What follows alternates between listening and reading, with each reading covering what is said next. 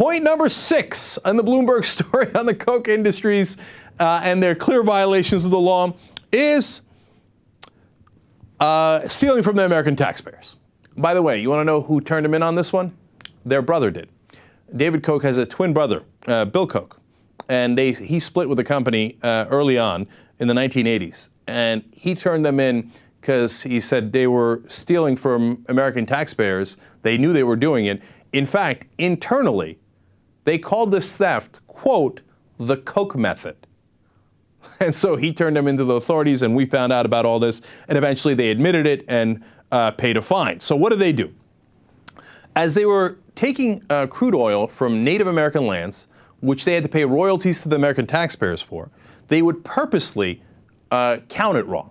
So they would get, as an example, they'd get 10 barrels and they go, oh, look at that interesting 7 barrels of oil we got out of the ground. And they had 100 different ways of measuring it wrong on purpose, which federal regulators found out about, documented, and again, proved. So we always find out from their own employees all the things that they did wrong. In this case, Phil DuBose was someone who worked for Koch Industries from 1968 to 1994. So he'd been there a long time. He was obviously hesitant to talk about this, but eventually in a court of law said, quote, the Koch method is to cheat the producer out of crude oil. They stole 2,000 barrels a month from one customer alone. Overall, they stole 1.95 million barrels of oil that they did not pay for from 86 to 88. And DuBose also said, quote, you used every available tool to mismeasure the crude oil in Koch's favor. And in 1999, there was a jury verdict that they had filed 24,587 false claims in buying oil and underpaying the United States government the royalties that they were owed from 85 to 89, and they wound up paying a $25 million fine.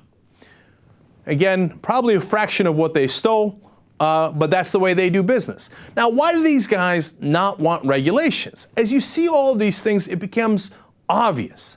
They don't want the regulations because regulators are the cops, and they're the robbers. If you're going to steal crude oil from the American people, you want cops looking over your shoulder? Of course you don't.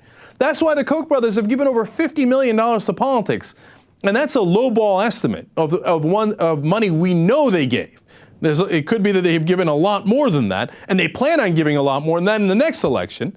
Why do they give all that money? So that they tell the politicians, stop the regulation. We don't want, quote unquote, big government interfering with the free market. The reason they don't want those regulations is because those are the guys who keep them honest. If you don't have the regulators, they get to steal more crude oil, they get to leak more benzene, they get to do more illegal deals with Iran, they get to bribe foreign officials. Regulators are a pain, they're the cops. Why would the robbers want the cops around? Again, all these cases are proven, and they paid fines on all these.